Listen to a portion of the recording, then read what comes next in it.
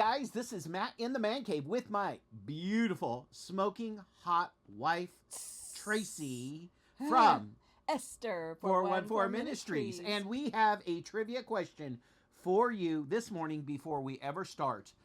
Where were all three of my children born for $1 million?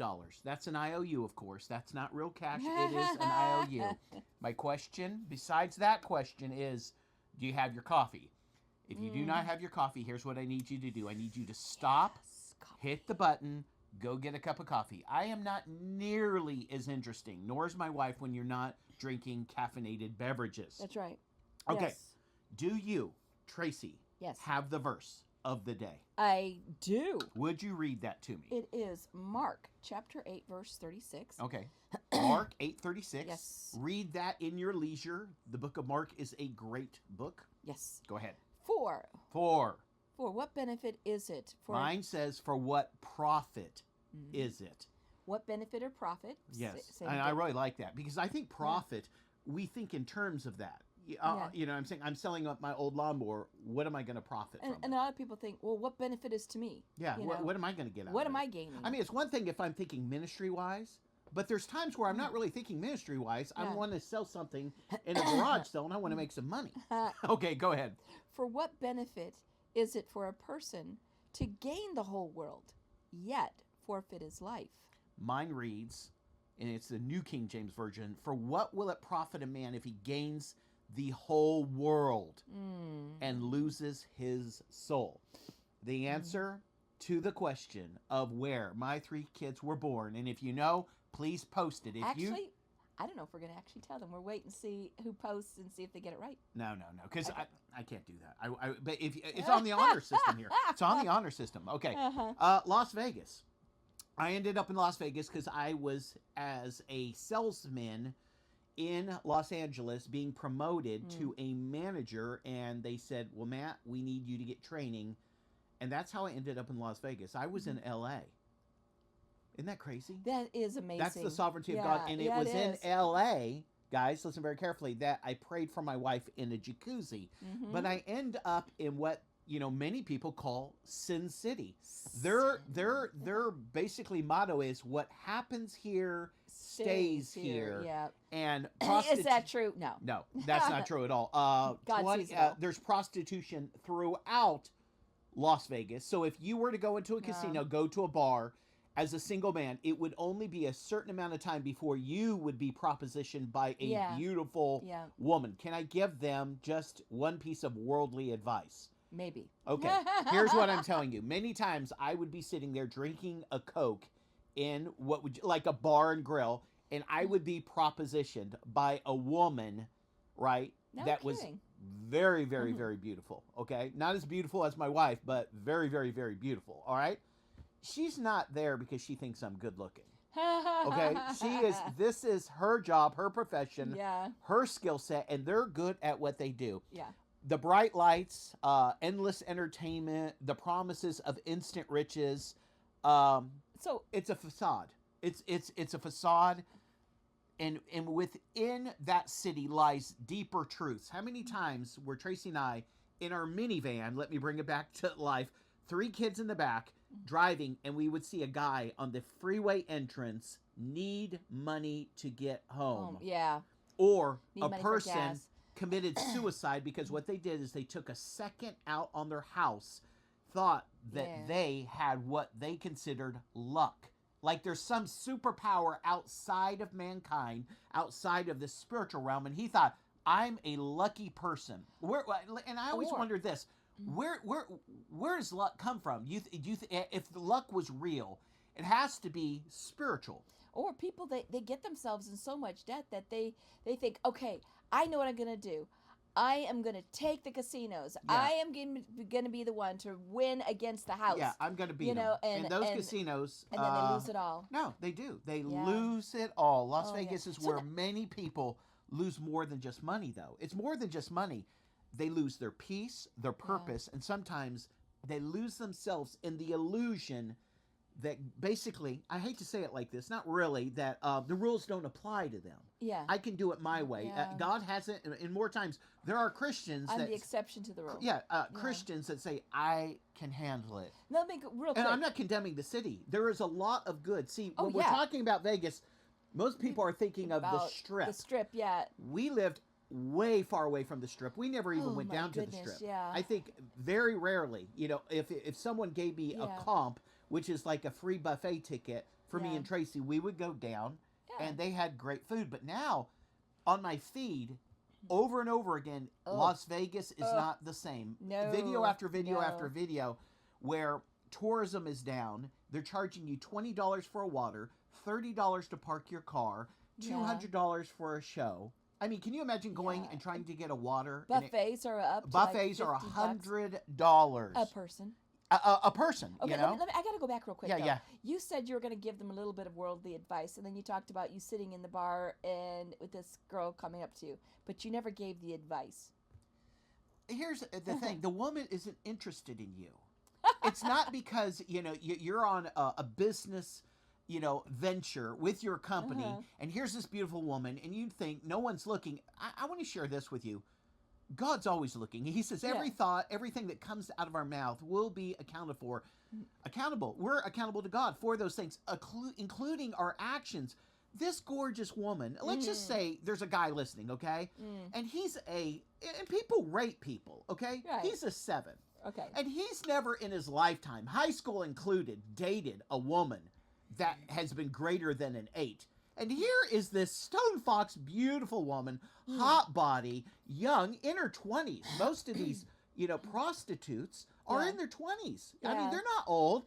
And here she is hitting on you, and you think, oh man, I got it. She wants your money. Yeah, it's look at this is Satan at his best, and he listening does this all to the time. lie. He does this all the time with anything, not just women and sex and everything like that. He lies. He does. He lies. He lies. He lies. He makes you think, oh yeah, and like with the money and the gambling and stuff, I could win. Yeah. And well, so you lose it all. Yeah, you do. But I got 3 points, and you're like, well, man, I'm not going to Vegas. This applies to all of life. Don't shut me off, because I'm going to tell you some things about Vegas.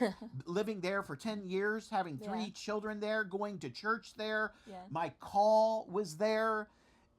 People lose because they chase the illusions instead of the truth.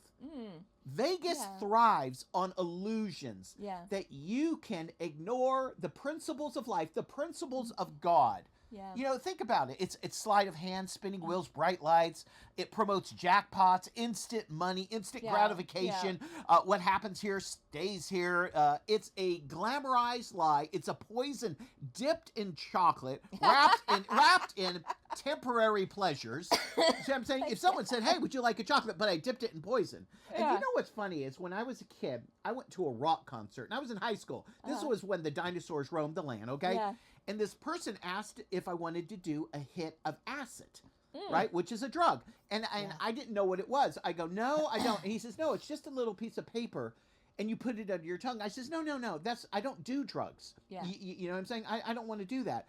And after doing some research, what it was a little piece of paper dipped in rat poison, and it was enough to seriously bring you close to death and freak your body out, but not enough to kill you. But some people actually died because doing 1 hit of acid brought them to the illusion that they could take 2 hits of acid. And I had a couple people I knew die of that very thing. Not the person that was driving me to the concert. It's Satan is the master illusionist, offering monetary gain, but it cost us eternal loss. Yeah, because in Revelation it says, it is those who continue to the end that will be saved. Continuing to the end is with God's program. Yeah. I love God. It doesn't mean that I'm sinless.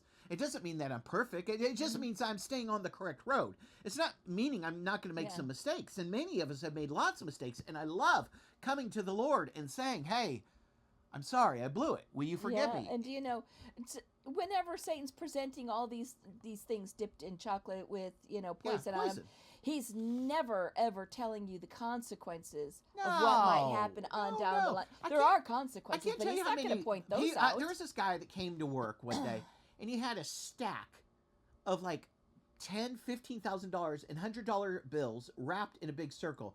And he was so tired, and he asked if I would cover for him, because he needed to sneak off and go take a nap. And so I did this for like hours. I'm saying, shame on me covering for this guy. Oh, he's in the bathroom. Oh, he went to go get something. Or he's delivering this. And the next day he comes in, and he must have 30 grand in his pockets. $30,000, right? By Friday, that was a Tuesday. By Friday, he says, "Matt, can I borrow $5?" I go, "What for?" He goes, "I'm starving to death. I lost all the money."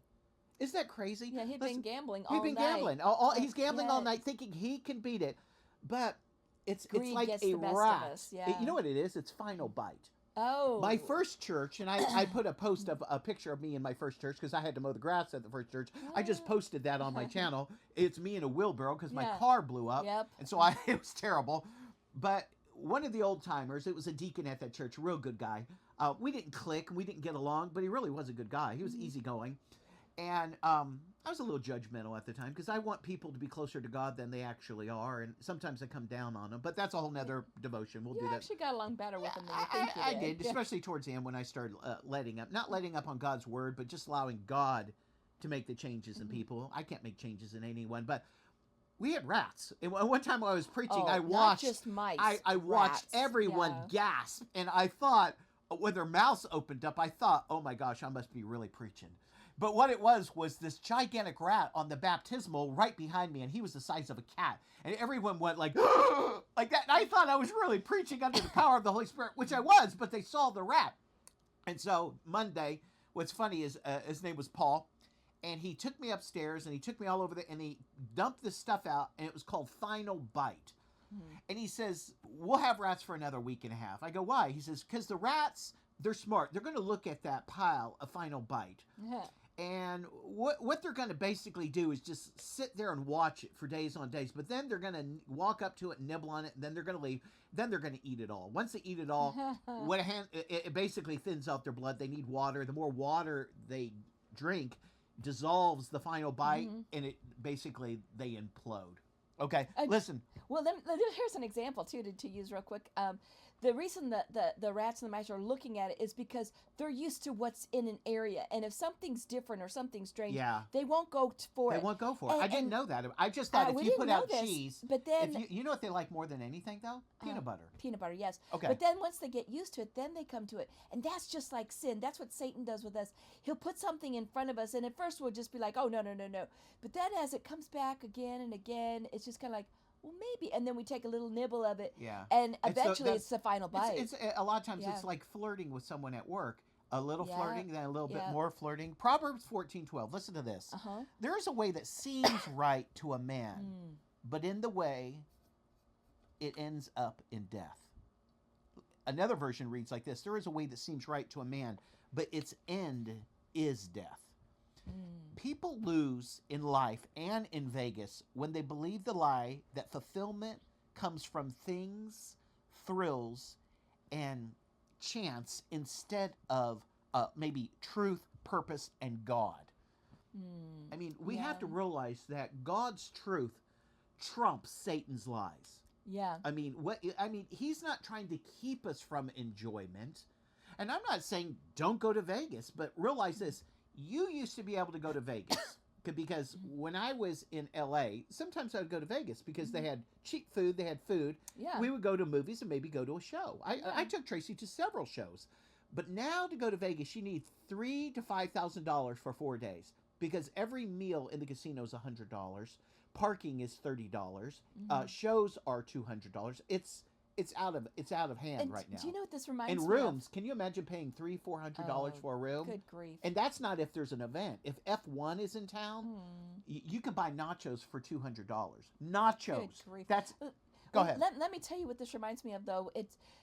Vegas has gotten itself into a lot of trouble, and it's thrived on people's greed and lust and People now, lose because they forget discipline and stewardship. They realize, well, I got a rent payment coming up, or a mortgage payment, or a car payment, and I got responsibilities, but they lose stewardship. Yeah. And they realize, they think, I'm just gonna, it's gonna work out. I'm gonna win. I'm gonna be the better off for it, which no one is ever the better off for it. But what I was going to say Go was ahead. that in the same way, see, Vegas, they're grasping. They're like a drowning person that's flailing around trying to grab anything that they can, and so they're doing everything wrong. Yeah. They're raising prices on across the board. So Well, your sin will find you out. Exactly. So they're pushing people away. away. You can't push immorality and think it's going to last for any length of time. The judgment of God is on that city. This is what happens in our own lives when we start allowing sin to just take us down. We start flailing around and grasping for the wrong things. You know, the gambler, he walks in, you know, the guy who's a Christian. He may be even a Christian. Just one more spin, one more hand. But in reality, there's no limit to how much we lose. You know, there's no limit. We can lose and lose and lose and lose. What begins as maybe a little fun, you know, it ends up destroying a person. What do you think? How many people, when you were there, did you see come in? Tracey was working at a home builder. She was running their entire customer service. What was it called? Del Webb. Huge. God calls us to be stewards, good stewards. And Tracey was in charge of if someone got a brand new house, they would pay cash. Some people would come in there on a Sunday, they would buy a house, and it was finalized on a Monday because they had cash. But Tracey she was a good steward of making sure everything in that house was up and running. She had to make sure if they called, she would contact. I was the inside person. Yeah, and there she was would an outside contact person. the contractor and all this. But it's not, you know, it's just not with money. It's with time. It's with our choices. It's with what we're going to focus on. Can you think about, remember, how many times did they pile junk up on you in that job? Tracey made lots of money. Yeah. I mean, she made tons of money, but she was doing the job of like 4 different people. They thought that they were being great stewards by minimizing how many people they were going to hire. Yeah. So they were cheap. They were really cheap. I was doing about 10 different positions. I mean, not just customer service, but I was like an assistant to another person. I was backup for this other person. Do you know the verses for that? Huh? The verse. They didn't know the verse, but Luke 16:10 says, whoever can be trusted with little, very little, can also be trusted with much. Because you were so good when you went in there in doing the one thing they asked you to do. Oh, I went in as a receptionist. Yeah, and just then a receptionist. I was really good at it. She was so good that they put her in this position, Then then this position, this position. I remember one day she called out and she goes, hey, I'm not going to be home till late. I go, what's up? And she goes, well, you know, they're flying us all to L.A. because they want to take us to Disneyland. I go, are you kidding me? They're putting you on a private charter. Yeah, not only that, they gave us all these jackets with our names on them. They gave us Mickey bucks, which is like Mickey Mouse money. I go, are you kidding me? They're flying you? I mean, because that was such a great job. Insurance, cool. I remember their insurance. Insurance was good. Yeah. People lose because they escape instead of healing. Listen. They lose because they seek escape instead of finding healing. Do you agree? How many times when we're in a tough, let me reword it. We're in a tough place in our life, right? Mm-hmm. And instead of finding the reason, is this a God thing? Is this a sin thing? We try to escape the pain. You know, we want to escape, but we never really analyze, why am I going through this? Is it my bad decision? Is it sin? Or is this God putting me in the classroom? And a lot of times our escape that we escape to are our past sins. Yeah. Those things that used to bring us pleasure, then we start finding ourselves going back to those things. See, Vegas, when we talk about Vegas just isn't a vacation. It's an escape. Mm-hmm. That's how it's promoted. Yeah. You know, get away from your life. Yeah. And really what they're saying is get away from your beliefs, your God. Your problems. Yeah. You know what I'm saying? Escape like all of a sudden your problems are going to leave once you go there. Escape the pain. You know, let it all go. Escape the boredom, the broken relationships, how you messed up in life. I mean, you want to find love, you find it in Vegas. That's what they'll say.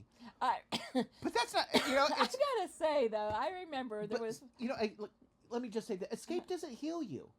Escaping doesn't heal you. When you get over that weekend broke, busted, then you come back, you're even more broke. Yeah, it's only Christ that heals. Go ahead, tell me. Oh no, I was just going to mention. I remember one time when we were first married, we had moved from Vegas back we moved over to San Diego. And San Diego, great town. Great town. And then we got a tax return, and we decided, we're going to fly out to Vegas for the weekend instead of driving, which was only like a 5 or 6 hour drive. I think we got like $4,000 back in taxes, and we blew it all. Oh, my goodness, Not so much on gambling. We blew it on the hotel. We blew it on the flying, shows, on the flights. I didn't even know that we went to a show. Yeah, I think we did. Maybe one. Yeah, a couple. We did. I think it was like 1 or 2. You know. Yeah, but, I mean, you we know really what? didn't. But we prior to that, here's the thing, we had been budgeting so strictly, and we were so under the gun, and we were paying everything. We're being so responsible, and we're tithers.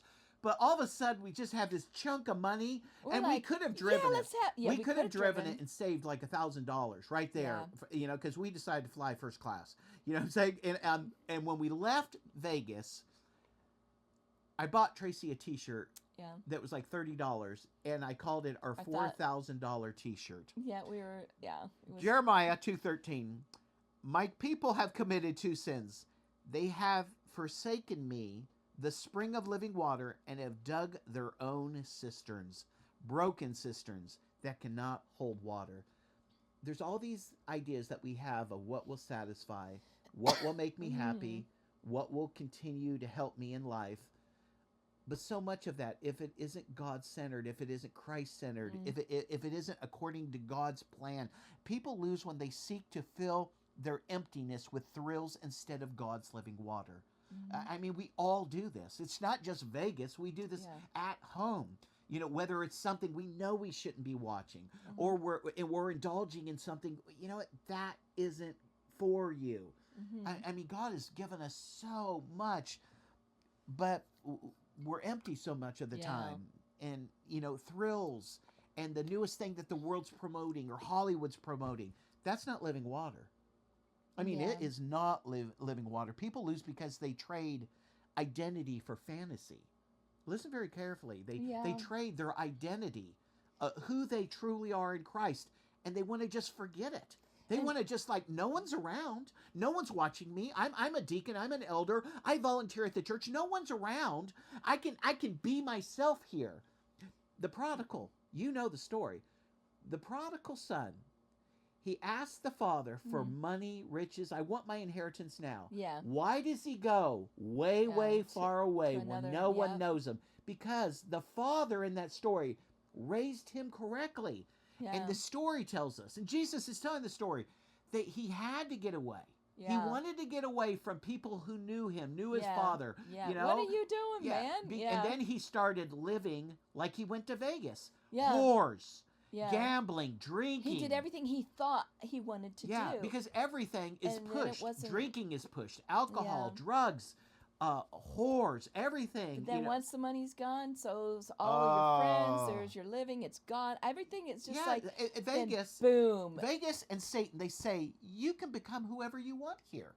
You know, you can, even if it's just for a night. Let's just take a shot. I mean, you can honestly. Doesn't the Bible say you can just ask for forgiveness? Yeah. And sometimes I've known people that done stupid things, and they did ask for forgiveness, right?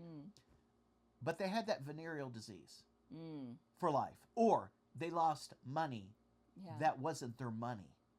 I mean, they borrowed it. They borrowed against something, or they hurt themselves in a manner and a way. Oh my gosh, thinking, you know, this is no big deal. Whenever we're forsaking God, word, deed, and action, it is a big deal. To think there's a town that's what they promote. And I can't tell you how many times we saw people just down and out busted. People living under bridges. People living in people who had $500,000 homes living in drainage ditches. I worked with a guy, and this guy was the most powerful salesman I'd ever been around. He was just a dynamic guy, personality, and he was happily married, had kids and everything, but he decided to cheat and have an affair with a woman that was in quality control. When the owner, which was very conservative, not a Christian, but very conservative in his beliefs and views, heard about it, this number one guy, making $400,000, $500,000, maybe $500,000 a year, you know, a new car every 3-4 months. I mean, he fires him. Yeah, he doesn't, and he'd been living up to his income, nothing saved, charged up the credit cards, Then his wife hears about it. She divorces him. Months later, I'm sitting in his 7,000 square foot home. Empty, guarded gates, Olympic-sized pool, palm trees, jacuzzis, marble countertops, marble floors, rain shower, LED lights, everything. And I'm talking to him, and he's contemplating suicide. He's contemplating, why didn't I just be satisfied with the life that God had given me? Because he quoted God. Tell him? He quoted God all the time. You know, he would always point to heaven. But you can always tell people who have a very shallow relationship with God, because it's very, it's you know, like you said. Go ahead, say it again. Superficial. It's superficial. He would always point to God, because that's what I did when I was the salesman of the month. I would point, this is only possible because of God, my Lord and Savior Jesus Christ. You know what I'm saying? And I didn't have all the answers, but I really did. Every time I won or was awarded something, I tried to give God the credit. But so I what'd remember you tell this guy? He was broken. I didn't know what to tell him at the time. I don't know what I told him, to tell you the truth. I can't remember this day. He was so devastated. And this house that was once filled, because he showed us pictures of his house, his pool, and everything at work, and everyone was like so envious of this guy. But now I remembered this. He had one like lazy boy chair in the middle of the living room, which was huge. No other furniture. She took it all. That was his chair. And basically a TV sitting on like a crate or a cardboard box or something. They trade identity for fantasy. Like, this is the grass is greener on the other side. The enemy wants to strip away your identity from Christ. He wants you to lose your witness. You know, and this is what he does. He puts in our minds this fantasy, or what we think. Yeah. Because our reality isn't matching up to what we want it to be. Yeah, Vegas, it says you can become whoever you want. Yeah. Even if it's just for a night. Yeah, exactly. So if the enemy can keep this going in your Satan mind. wants you to try to imagine you're someone else. You're living someone else's life. When you're in the casino and they're bringing you drinks and you're playing $500 a hand in blackjack, or you're playing $25 slots, you know what I'm saying? And you're not thinking about, hey, this is my mortgage, or this is this, or this is that. No one knows who I am, and there's a woman paying attention to you, or this. And you know, you just think people lose themselves, not only in Vegas, but in their life here, because Satan is always peddling the same lies. And you know what? And I think that the casinos, they used to do chips. I don't know if they still do or not, because now you've separated the real monetary value of what that chip equals. Yeah. And you can so much easier push that much more it in there than what you would do if you were seeing greenbacks or something. Vegas knows this, that you may win a hand or two. Yeah. Or, you know, on a machine, you may win, but because of how we're made. And the reason I say that is God made us to want more of Him. Yeah. And more of Him, and more of Him. And in life, be as greedy as you can for God and His kingdom. But we live in flesh, and a person is never satisfied with a little. If I want a little, I can win more. And in the pursuit, the odds are always in favor of the casino. You live in flesh, and Satan knows the odds. Yeah. He understands the rule book. He understands our humanity. Yeah. He knows what we do and why we do what we do, because we live in flesh. And that's why Jesus says you got to crucify the flesh. Yeah, Satan's always trying to swap out that what God put there for us to desire Him. Yeah. Satan's trying to swap it out for something else. Yeah. You want this, you want that, you want this other thing, not God. Ephesians 2:10 says, for we are God's masterpiece, created in Christ Jesus to do good works. That's why who we are, what we're to do. But Satan's like, no, you don't want that. Let me show you what the glamour. I mean, even when Jesus was tempted, the devil has the gall to say, if you would just bow down to God, to Jesus, and worship me, I'll give you all this. What's so funny about that? It all belonged to God in the first place. Let me restate that so that people are understanding what he's saying. Yeah. Satan is saying to Jesus, if you will bow down to me, Satan, if you will worship me, I Satan, will give you. And he's overlooking the city. He's looking over all the goodies, all the things that you and I like. There's nothing wrong with liking all these different things. It's in perspective. Yeah. And see, the enemy always wants to throw that way out of balance. He wants us to get that out. Because there's nothing wrong with watching a movie every now and then. There's nothing wrong No. with some of these different things. Some people choose to have a drink once in a while. Yeah.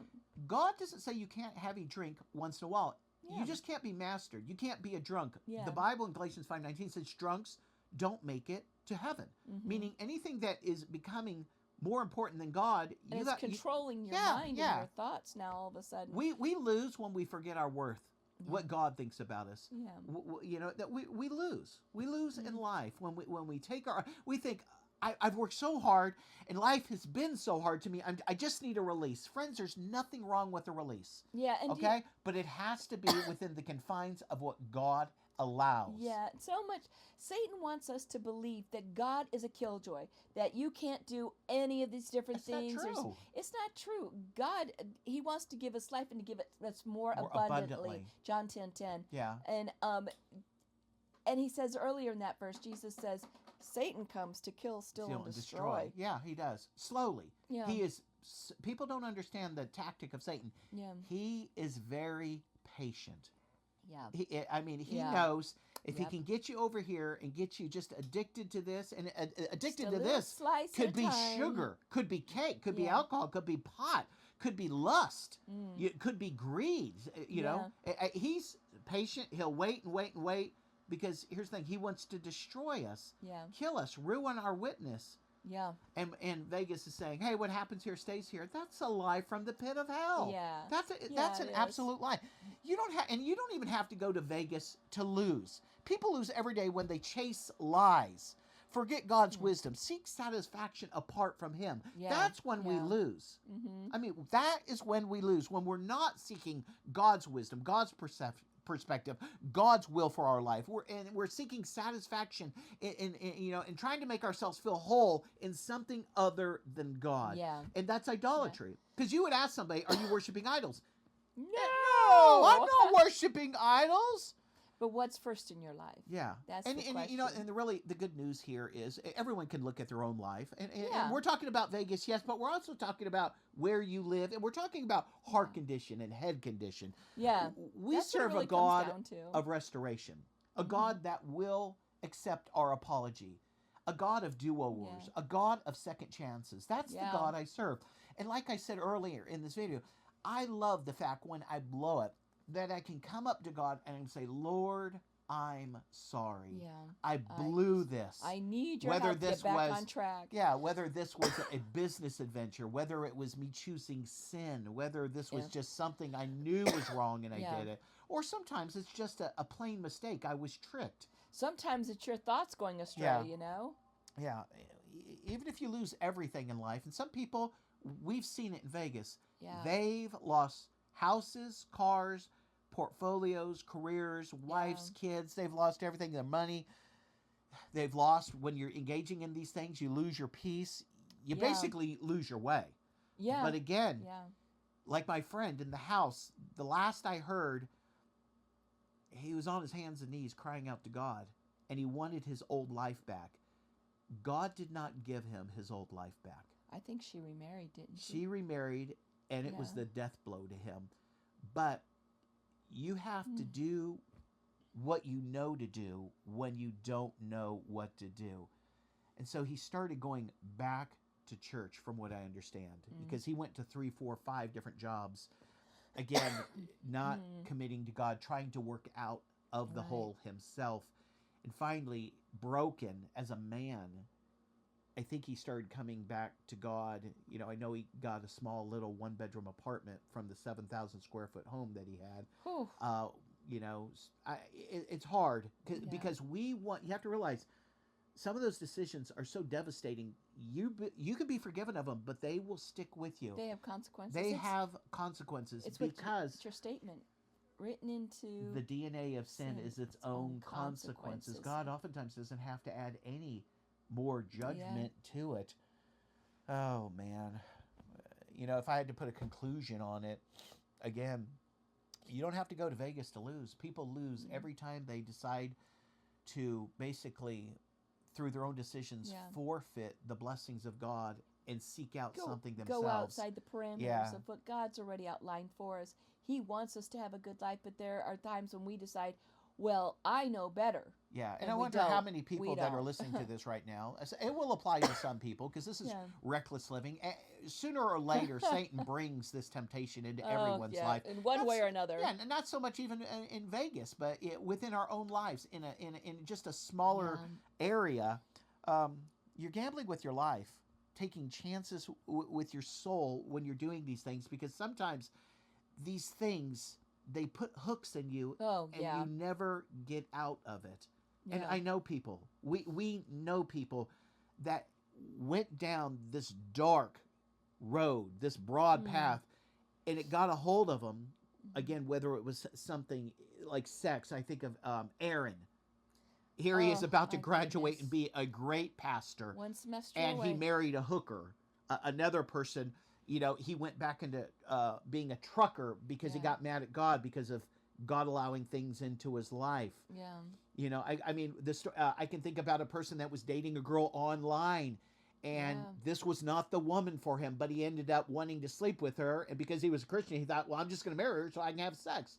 And so he did the right thing, but that wasn't the woman. The right woman came along. It wasn't the right thing to do at the time. The right woman came along like 8 months later, and he was sitting there, and he came up, and he says, I married the wrong woman. What do I do? I mean, and we have a friend, a close friend, that, he got caught up in something, and before long, again, being a Christian, knowing the Word of God, doesn't want to sin against God, married the wrong woman. These decisions have eternal consequences and earthly consequences. Be wise as a serpent. God says you need to be wise. Harmless as a dove. If you're making a rash decision, more times than not. Yes. If you're making a rash decision, it's not of God. Satan always wants to rush force into something. You know what I'm saying? He wants us to force a decision instead of waiting, instead of resting, instead of trusting. And sometimes, you know what the thing that the enemy will say to us, oh, there's never going to be a better opportunity that's going to come along. You got to act now. Yeah. You can't Whether act. that's a job or a relationship Jesus doesn't or deal something in luck. else. I remember I was in fourth grade, and I wasn't in the adult teenager youth group, but I snuck in. And his name, he was a teacher. He was a good teacher. His name was Rick Cabot. He was in Tampa, Florida. And he says, I want to teach you guys something I want you to remember all of your lives. Okay? Luck stands for Lucifer. Okay? Luck is Lucifer. Luck is of the devil.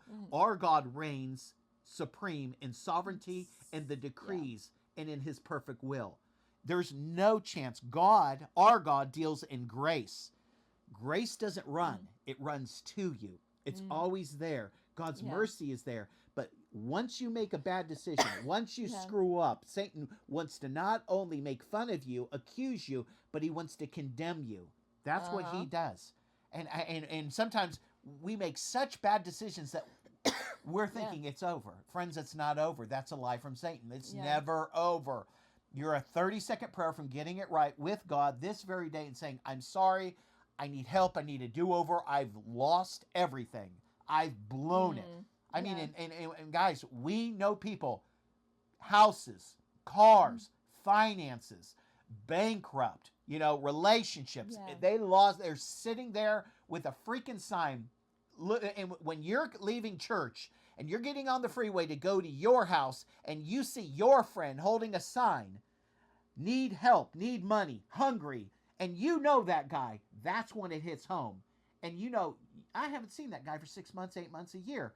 He used to go to church with me. He used to sit in the row in front of me with his family. Where's his family? Where's his job? Where's his Mercedes-Benz? What happened to the 401k? What happened to the stocks? He was always telling me what stocks to buy and not buy. It is a slippery slope that Satan will put in front of all of us. And we know people who waited, and they were so glad that they did. Satan would, and in our own lives and friends' lives, where you want to go make that one decision, but then you feel like, no, you got to check. You're like, no, and then God brought along something better. Yeah. Not too much longer. Yeah, wait on the Lord. His waiting room is filled with people that are the most faithful to him. Yeah. It is the hardest thing to do in this It life is wait very on hard. the Lord, because it goes against our flesh It goes against everything we're hearing from the enemy and everything that people are saying at the lunch table at work. No, you know, what are you doing? You need to move out on this. No. Yeah, there's so many verses about those. She's hot, man. I'm look at this is going to help your marriage. No, you ought it's to be, not. You ought to be tapping into that every weekend if you can, because then you're gonna be everything in your life's going to change. Yeah. Check that with the book and see how. Yeah, how it plays out. You know what I'm saying? Yeah, okay. It plays out. You opening your eyes in hellfire. Is that what the Bible says? I'm just asking. That's all. Yeah. I remember a lady, while my first church, woman next door. We've talked about her. Her name was Mita, and she was the best neighbor I had ever had. Just a wonderful woman. She was a lunch lady at school, and she was witnessing to this woman who was having an affair, who knew about God, went to church, but she said she was with a much younger man, and she just loved the sex, and she was just vulgar. I mean, what happens is sin changes us. Yeah, it does. Because she's telling Mita, which they used to talk about while they prepared food, about God and about his grace and forgiveness and love and what he was doing. Now this woman was telling Mita how she likes to be pounded hard for a good 15, 20 minutes. And Mita one day told her, if you continue to do this, God's going to kill you. And she just blew it off. No, God's not going to do that. And one day, this woman in a rented car was returning the rented car back to the town next to us, was texting, right? And she hit... She came up on a curve while she was texting, looking down at her phone. And a coal truck... She kept going straight, the road turned and right, we were like the third person to the accident after it happened. What ended up happening is the coal truck smashed her car so heavily that it cut her right there, right above the vagina. So she was in two pieces. Yeah. Her vagina, her tummy, right above her pelvic, below her hips, but between her hips and her private parts, was cut off. And she lived for like 15 minutes. I mean, she lived, and luckily, the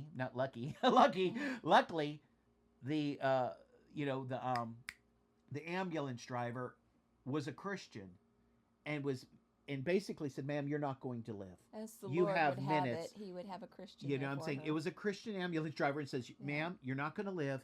Do you want to pray with me?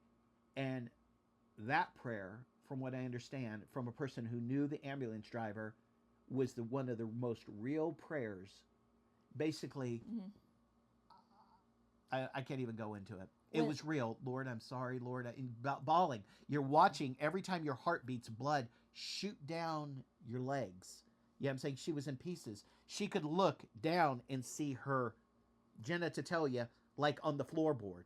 She knew why it happened. That's what the ambulance driver said to the friend. She knew exactly why God allowed this, and she knew it was the fulfillment of what Mita spoke to her in the lunchroom. When they pulled that car out and we saw it on the flatbed, I couldn't believe it. I was like, where's the other half of the car? Yeah, where's the half? What had happened, that it smashed it so like it was in a trash compactor thing, that it looked like half a car. Yeah, and Mita knew.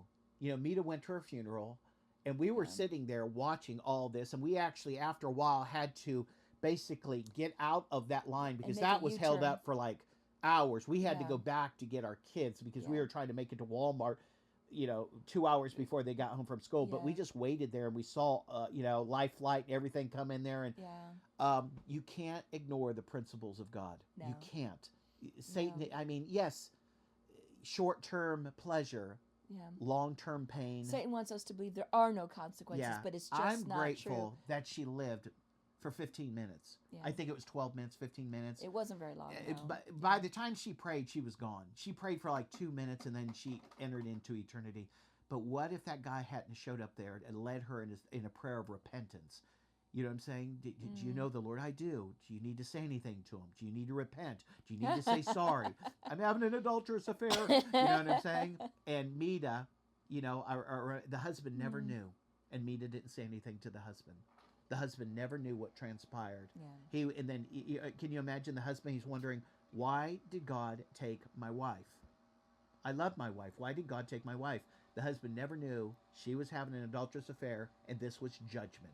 All right, guys, we love you. I know. I'm like, just listen to the Lord. Yeah, Follow the Lord. listen He to wants His us. truth. He wants us to have an abundant life, His life. but stay within His boundaries. Thank you for closing it. This is Matt and Tracey with Mornings. With Matt and Tracey. With Matt and Tracey.